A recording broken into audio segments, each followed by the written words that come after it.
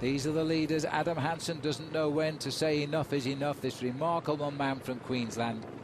Well, we're getting to the towards the steep part of the climb, and we'll expect probably Adam Hansen, once he's done his bit, will just swing off and just try to get to the top of this mountain as best as he can and leave it down to the pure climbers, if you like, that are in this group.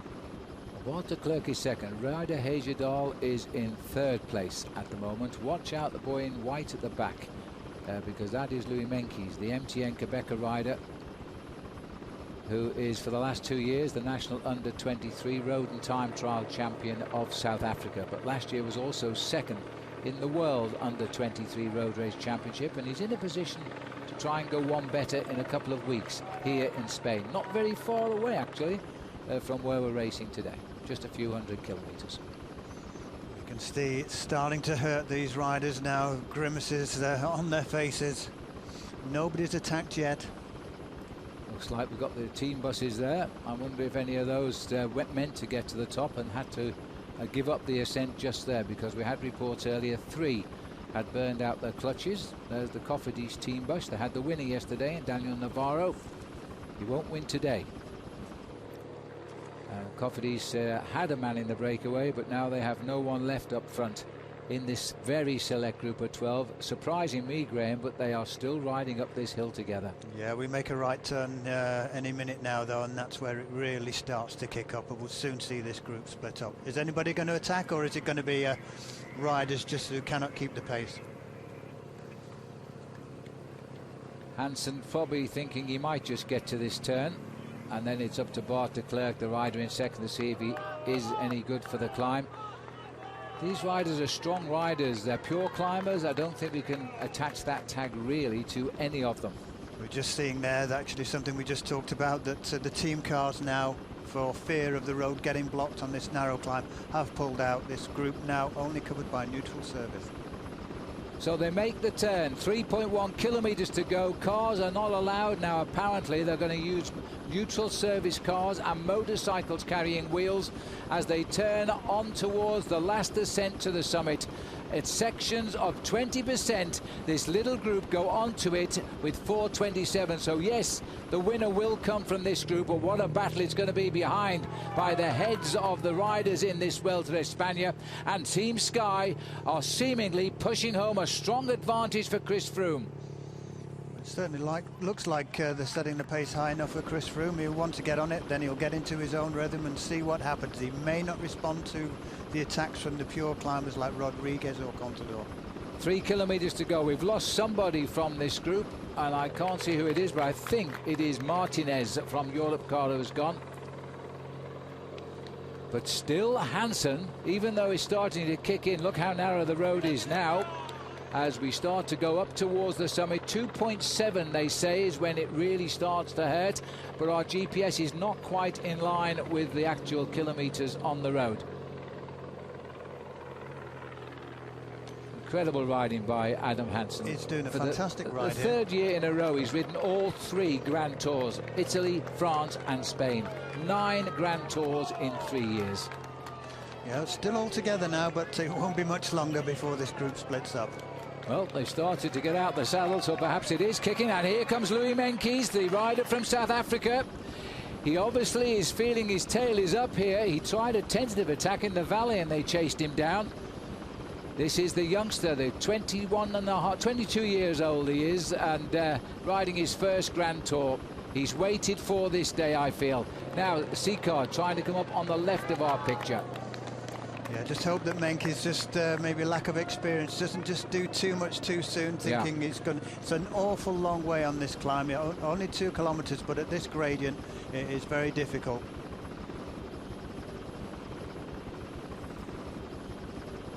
And he's got control of the head now, the young under-23 and national champion of South Africa. He's won them both titles this year. See this narrow climb now. It's not a great surface either. It's one of the rough surfaces, can be quite bumpy. Seacard's pushing the pace, but quite a few of these riders, Kolobnev still there, de Klerk, Hejerdal. Well, I tell you what, the road is bumpy now. That's going to disturb the rhythm of the climbers. You don't need me to tell you how steep it is now as we continue 2.2 kilometers to go. The gap is nothing to worry about behind now. We are down to about 7 riders here. Sika is grimacing at the front. You can just see how slow they are now. Some almost sitting down, just trying to get that small gear, keeping it rolling. The one guy who's done nothing all day, and rightly so, is Zog, isn't Tinkoff Saxo, teammate of Contador. Can he profit from this? Well, the last race he won, 2011, and that was the Tour Lombardy, and that was a big surprise, but he took it well. We're now looking at the peloton. They are a little way back yet. They haven't made the turn onto the steep section of the climb. Contador has come right to the front there, notably, behind Valverde. These are the leaders. 2 kilometers to go. Sika, rider Hejadol. Kolobnev is the rider in red and white. Menkes is there as well. And I must say the local rider here is also doing extremely well at the moment, Carlos Verona.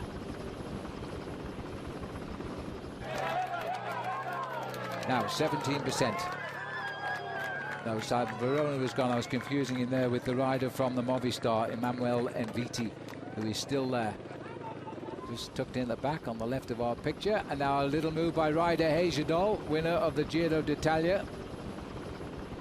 Can anybody answer? Olivier Zog is trying. Graham's pick in yellow there for Tinkoff Saxo. Well, Hejadol, we know, has got experience of this. He's had a disappointing Vuelta. He wanted a good overall position. Had some problems in the first week, but he's looking to try and win a stage now. Well, I'll tell you what, that day he won, Olivier Zog won the Tour Lombardy. It was in October 2011 when he raced for the Leopard Trek team. He won in atrocious conditions by riding away near the end, but it was on a flat road. Now he's on the steepest mountain so far, and there's not a lot of resistance coming from the field behind. Sky still appear to have some control of the peloton. This is Zog. He's 33 years of age now. Hasn't won a race since that classic win in the Tour of Lombardy around the Lake Como area. And what a reward this would be, because remember, he's on the same team as the race leader, and they could be providing us with the stage winner as well.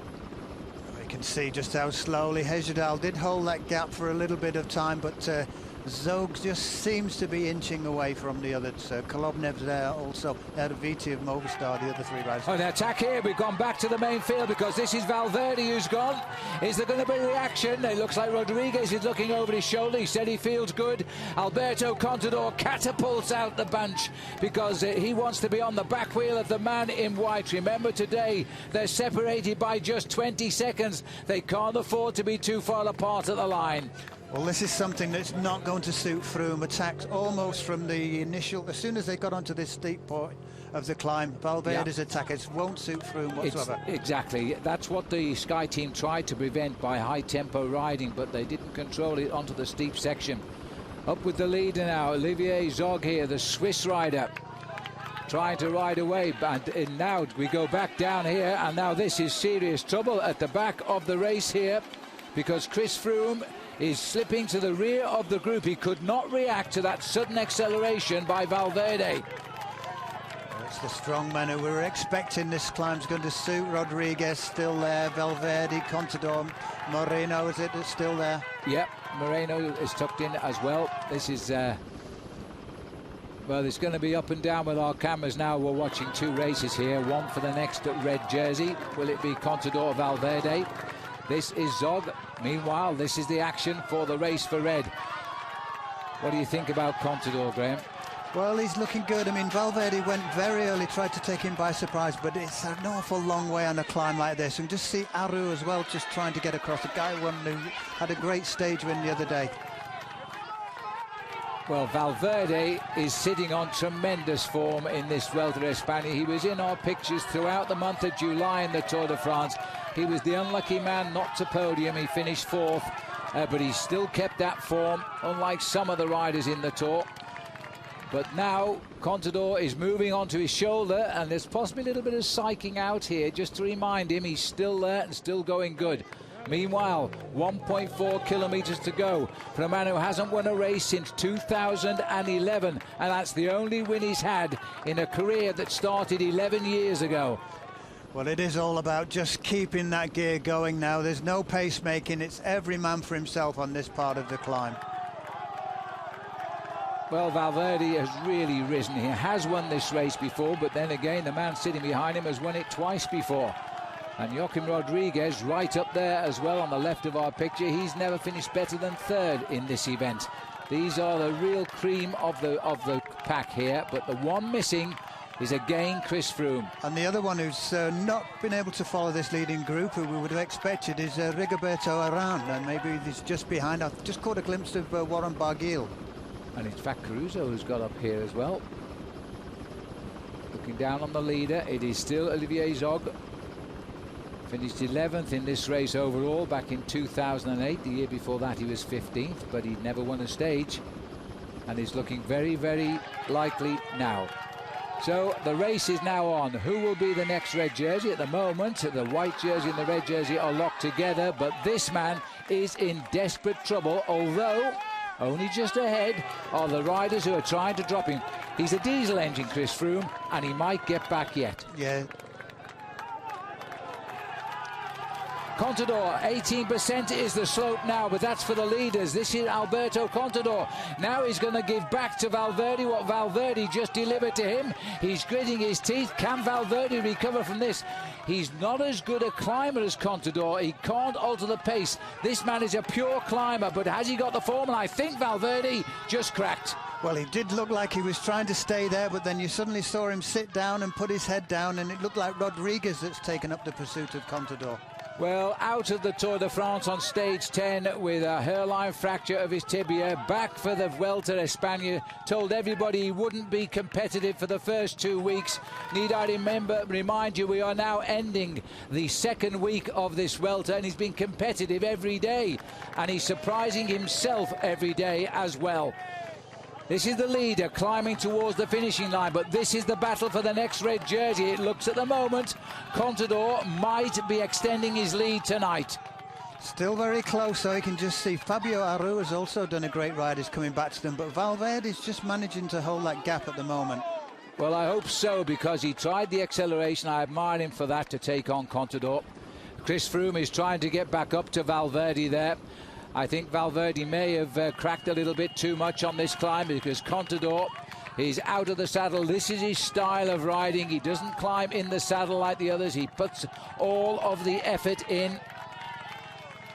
Meanwhile, Froome's doing exactly what he said he was going to do, and he said treat this as a time trial for the last couple of kilometres. And he's coming back to these guys. You can just see him, just caught a glimpse there. He's coming back. Well, he keeps his head, Chris Froome. If he hasn't got the full-on form, then he just locks in, he time trials, and he lets the others go up and down, but he holds his speed.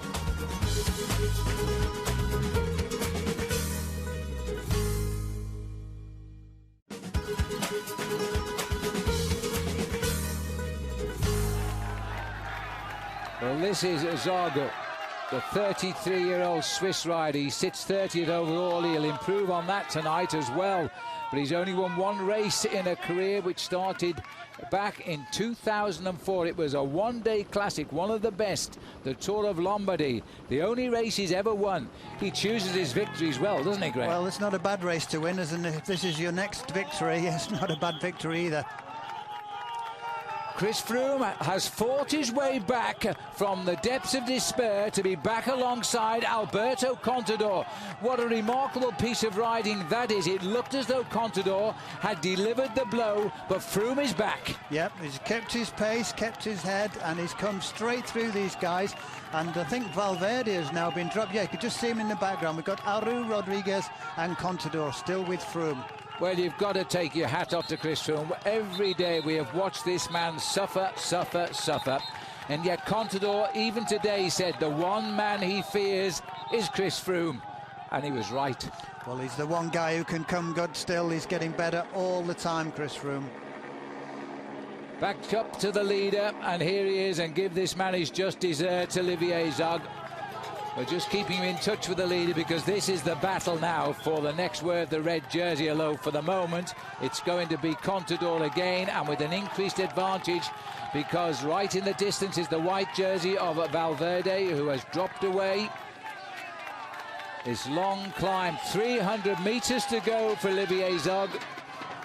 Well, it's all agony, isn't it, really? He's just fighting his way to the line. I mean, I think cameras... Watch out, Graham, just behind here, yeah. Because here comes Ryder Hejjedal. Zog's just seen him, and the day could become an ugly nightmare for Zog here, because Hejjedal, the Canadian, the only Canadian to win the Giro d'Italia, but he has won a stage in the past of this, he has catapulted away at 150 metres to go.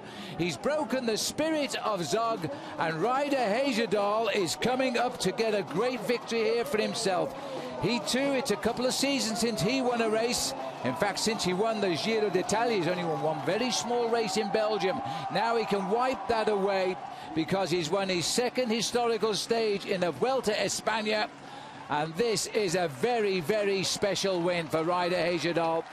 As he crosses the line, boy, he found a new pair of legs at 150 metres. Probably the slowest anybody's going to cross the finishing line as well, isn't it? But he had Zog out there in front of him as bait, and he bided his time and made the move right near the end. Now look at this, Chris Froome are doing that familiar high cadence we saw so often when he won the Tour de France in 2012, turning those pedals as fast as he can, but there's a reaction from Alberto Contador. Contador looked over his shoulder to see where Valverde was.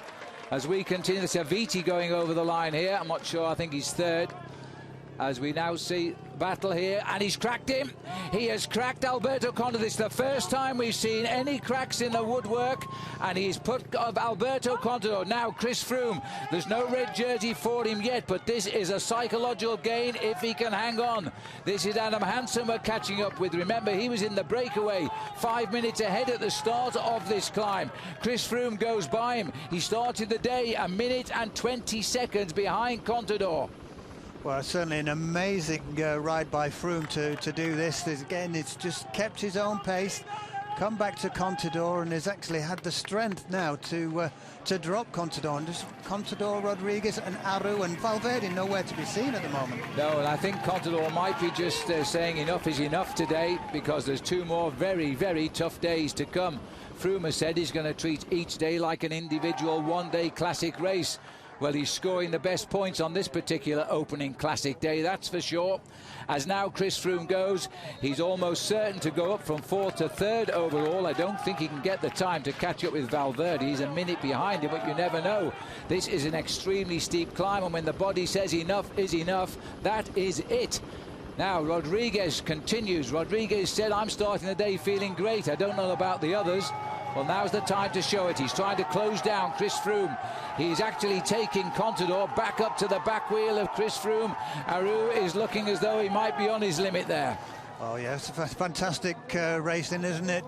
Contador, just say, may well come back to Chris Froome with Rodriguez. And although Froome looks like he's accelerated. Oh, no, they're coming back to him. It's the chase by Rodriguez that is neutralising Chris Froome's move here. Contador is maybe that's elastic is stretching there. He's really struggling. He's accelerated again, Chris Froome, and opened up the gap. It may be a few seconds, but it's going to be very good psychologically. As Chris Froome hits the line here, it looks as though he's going to gain, and I'm just watching the clock here.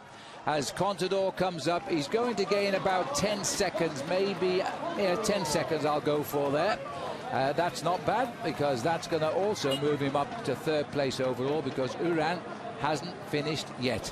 Here comes Alejandro Valverde. Tonight he'll still be in 2nd place, but he'll be much further away than the 20 seconds he was of Alberto Contador as he crosses the line.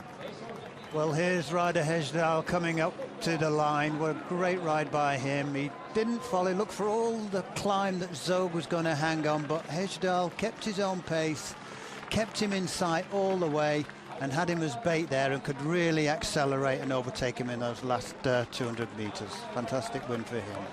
Well, this is the arrival of Uran here. Rigoberto Uran, who started the day in 3rd place, and he might, I think for assuredly now, Chris Froome has overtaken him. What a stage. Ryder Hejjedal took it by 10 seconds in the end from the unfortunate Oliver Zog, and in the remainder of the breakaway behind them, the young South African champion Louis Meintjes produced an excellent ride to finish 5th. But the main interest started with 10th place. Chris Froome had just a second on the line over Joaquim Rodriguez, but took 7 off Alberto Contador and nearly half a minute from Alejandro Valverde. Rigoberto Urán conceded 1 minute and 6 seconds to the man who started the day 1 place behind him. Now, after this week's allegations that rider Hejudal had a motor in his bike, he seemed to benefit from drafting behind the TV motorbike as he wound up for his decisive attack in the final few hundred metres. However he did it, he finally got the win that his Stage 7 crash deprived him of. If that's what an electric bike does, bring it on. This is the engine right here. I mean, what can I say?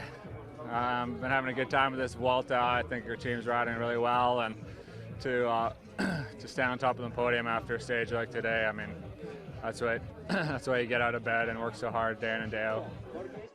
Now, it's been a long time coming, but we finally have a new leader in the King of the Mountains competition. Although with so much climbing still to come, Luis Leon Sanchez will soon face competition from the overall contenders. First among contenders is still Alberto Contador, who extended his lead over the man in second place today, but was understandably more concerned with the performance of the man who's now up to third. Alberto Froome era muy fuerte hoy, un cambio de las etapas pasadas. Sí, la verdad que Froome ha estado realmente fuerte, ha empezado quizá un poquito atrás, ha ido de menos a más y a lo último ha sido un último cambio de ritmo. Quizá podría haberlo llegado a aguantar, pero quizá me podría haber quedado clavado luego, y entonces he preferido intentar ir a mi ritmo hasta meta y bueno, aunque he perdido unos segundos con él, estoy contento. What a fantastic ride! You seem to be behind. Was that the wisdom of steady pace? What was that? Again, I mean, I'm just trying to pace myself here. Obviously, I came into this race with very little racing and on the back of injury, so I'm just trying to pace it the best I can, and I climbed that steep today. Anyone who went into the red at the bottom was going to pay for it at the top, and that was what I was banking on. 2 more big stages to come. Is that the blueprint for the coming stages? I'm sure I'm going to pay for today's effort somewhere along the line, so again, I'm just going to try and follow the other guys, and if an opportunity presents itself like today, I'll take it for sure. Congratulations, Chris. Well done. Thank you. So here's how things stand after stage 14. Contador's lead over Valverde is more than doubled to 42 seconds, and Valverde's lead over Froome is almost halved, down from 1 minute to 31 seconds. Froome and Joaquim Rodriguez both leapfrog Rigoberto Urán, who falls to 5th. Fabio Aru and Samuel Sanchez swap places. Robert Hazink jumps ahead of winner Anna Kona, who drops off the first page, and Dan Martin is now up into the top 10.